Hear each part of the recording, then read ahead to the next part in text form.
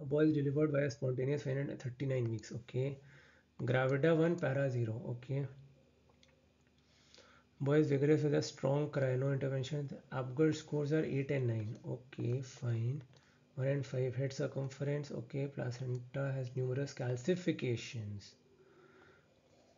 Alright. Congenital toxoplasmosis we know as part. He is prescribed of pyrimethamine and sulfadiazine. Which best describes the reason for using multiple drugs? Okay, fine.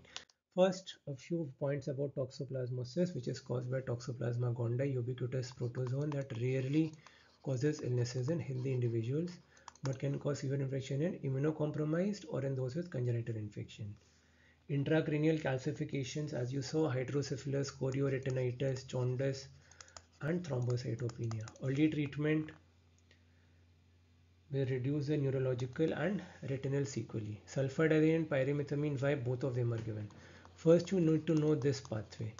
Para-amino benzoic acid is converted into dihydrofolic acid, which is converted into tetrahydrofolic acid. Fine. The enzyme which is blocked here is blocked by sulfonamide. It is a sequential blockade, and this is inhibited by trimethoprim in the case of bacteria, methotrexate in the case of humans, and pyrimethamine in the case of protozoans.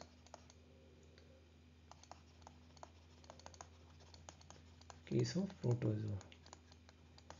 And this tetrahydrofolic, then it forms deoxythymidine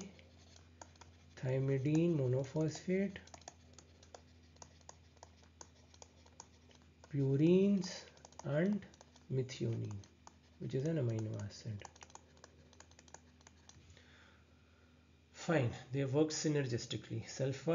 Sulfonamide, that is sulfadiazine, inhibits this enzyme known as dihydroteroate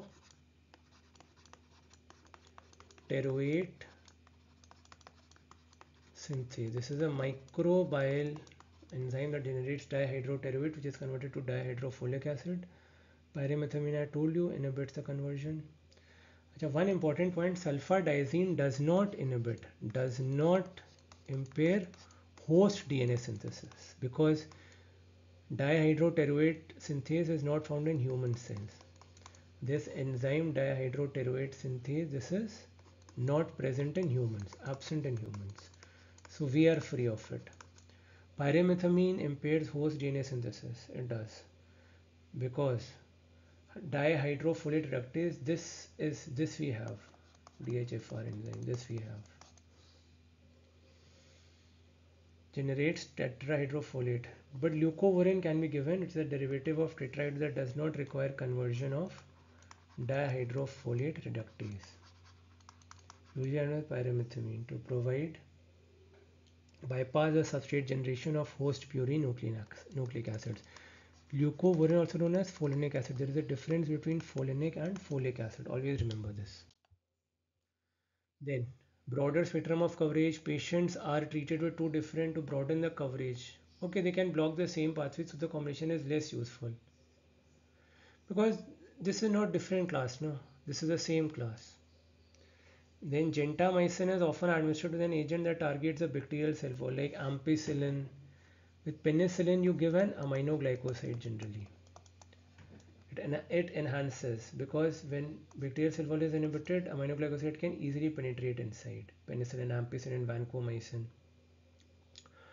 to allow gentamicin into the intracellular. But sulfadiazine does not alter intracellular penetration. So yeah. Then bacterial resistance can occur due to the production of inactivating enzyme like beta-lactamase, which breaks the beta-lactam ring. Administration of an agent that inhibits like clavulanic acid, sulbactam, tazobactam can restore the effect of the antibiotic. But here it has no role. Then probenecid blocks the renal tubular excretion of most beta-lactam antibiotics, which increases the serum level of antibiotics. Sulfadiazine and pyrimethamine are not used together to alter the renal excretion. Probenecid plays this role. This is the correct answer, synergistic reduction of DNA synthesis.